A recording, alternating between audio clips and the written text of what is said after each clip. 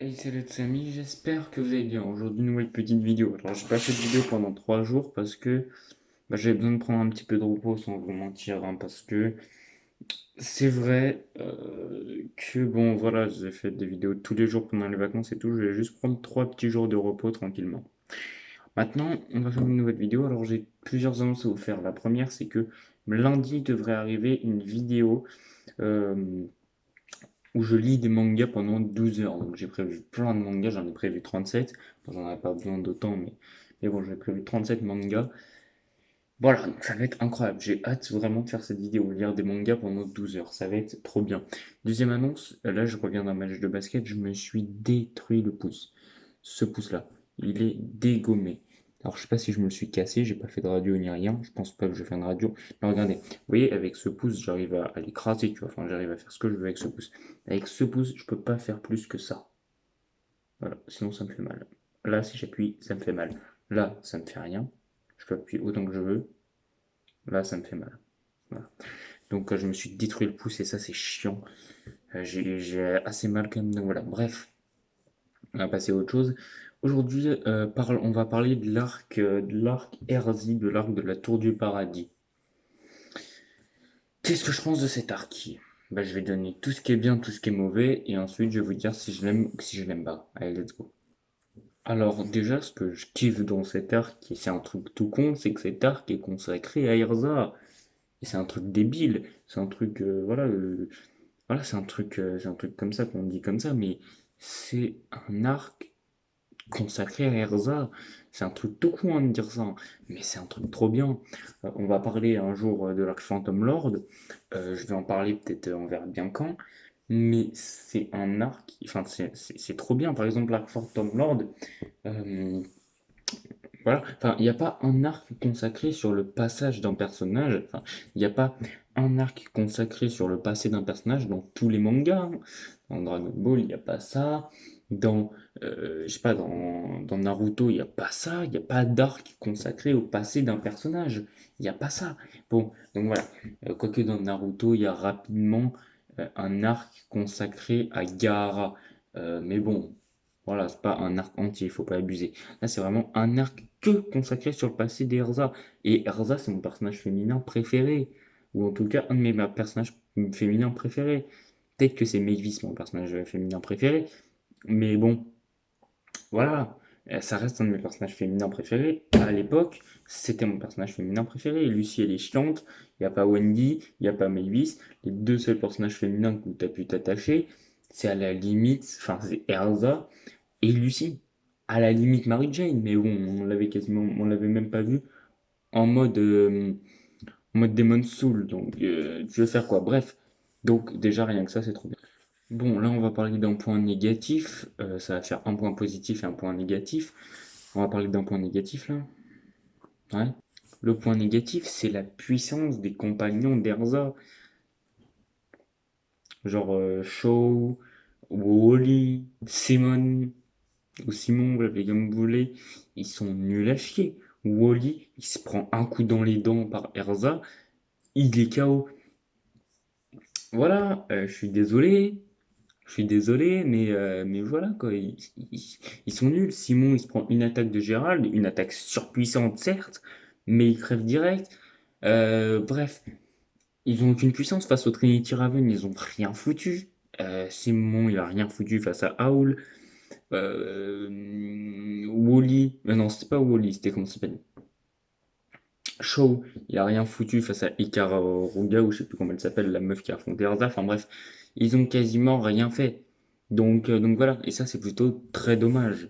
Bon, ensuite, un autre point positif, c'est le passé d'Erza, qui est très, très stylé. Je kiffe le passé d'Erza, il est ultra stylé. Voilà, le fait qu'elle s'est fait torturer. D'ailleurs, je prépare une vidéo 10 personnages torturés dans Fairy Tail, voilà. Qui sera certainement la prochaine vidéo 10 personnages torturés dans Fairy Tail. En tout cas, voilà. Elle s'est fait torturer, elle s'est fait victimiser. Gérald, pareil. Ses compagnons, pareil. Elle s'est fait. En fait, les compagnons d'Erza s'est fait embobiner par Gérald, mais Gérald lui-même s'est fait embobiner par Ultia. Enfin bref, c'est toute une pagaille incroyable, ultra stylée. Et franchement, moi j'ai kiffé. Ça fait 2 points positifs pour un point négatif. Tout simplement. Ouais. Bon, maintenant, on va parler de l'intelligence de Gérald. Gérald est un personnage beaucoup trop badass, même, et surtout, j'allais dire même à l'époque où il était méchant, mais même, je dirais, jusqu'à, surtout à l'époque où il était méchant, il était beaucoup trop badass. Il avait une intelligence de malade mental, alors il a toujours son intelligence de malade mental, mais je sais pas, quand il était méchant, il avait vraiment cette aura sûre de lui, tu vois, il était sûr de lui, il savait qu'il allait péter la gueule à tout le monde. Putain, le gars, il a quasi carrément intégré le conseil, il a intégré le conseil, il a manipulé tout le monde, ce gars. À part Ultia qui le manipulait justement. Mais il a manipulé tout le monde, ce gars, je suis désolé. Et il a fait croire à Erza qu'il était encore amoureux d'elle, mais finalement il lui a mis un serpent qui l'a ligoté. Il arrive à manipuler trop bien et il est d'une intelligence extrême. Et franchement, dans cet arc, il a tout fait. Il a fait des trucs de malade, il a fait des trucs sales. Mais sales, comme jamais. Il a fait des trucs ouf, ultra stylés, et franchement, Gérald, il était trop badass. Alors, je le répète, il est encore trop badass. Et par exemple, dans Fairy Tail Science Quest, ils en ont fait un clown, avec l'histoire d'Erza qui le ligote, etc. Bien que je kiffe Fairy Tail Science Quest, hein, mais voilà. Euh, donc voilà. Donc voilà, il était beaucoup trop stylé, il était sûr de lui. Et ça, c'est largement un point positif pour cet arc, un méchant stylé avec du background. Voilà.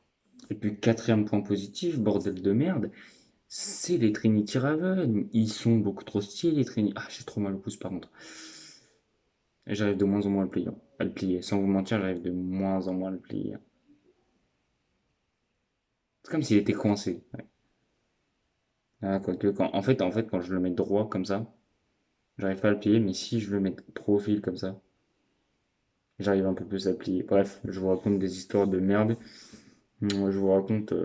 Ouais, ouais, par contre. Ouais, je vous raconte des trucs qui ne vous intéressent absolument pas et j'en ai totalement conscience et c'est tout à fait normal. Ce que je disais, c'est les Trinity Raven, ils sont trop badass. Les combats qu'ils ont fait, c'était trop stylé. Euh, le danger était présent à chaque seconde. Le danger était présent à chaque seconde, bordel. C'était incroyable. Par exemple, tu vas pas me dire que quand t'as Howl ou Howl, tu dis comme tu veux, qui mange Natsu, t'es pas en panique, tu te dis pas que le danger est présent. Quand on a Vivaldus qui transforme Ultia en en marionnette, le danger était plus qu'au présent, je suis désolé. Quand Ikarukara, bref, j'arrive jamais à le dire comment elle s'appelle. Ikaruga, voilà, c'est ça, pardon. Ikaruga, elle a trop donné du fil à retordre comment ça s'appelle? Elle a trop donné du fil à retordre à Erza. Le combat était trop stylé. Quand tu vois Vivaldus se battre et transformer Ultia en marionnette, tu peux pas me dire qu'il n'y a pas de danger. Pareil quand Aul il bouffe Natsu, tu peux pas me dire qu'il n'y a pas de danger. Pareil quand Irakura, bref, vous m'avez compris, elle défonce Erza, tu peux pas me dire qu'il n'y a pas de danger. C'est- Tu ressens le danger à chaque seconde, bordel de merde, dans cet arc, et c'est trop bien, c'est trop stylé, je kiffe, ouais. Deuxième point, un petit peu négatif, mais je sais pas vraiment si c'est négatif. Bon, euh, je sais pas vraiment si c'est négatif, je pense pas.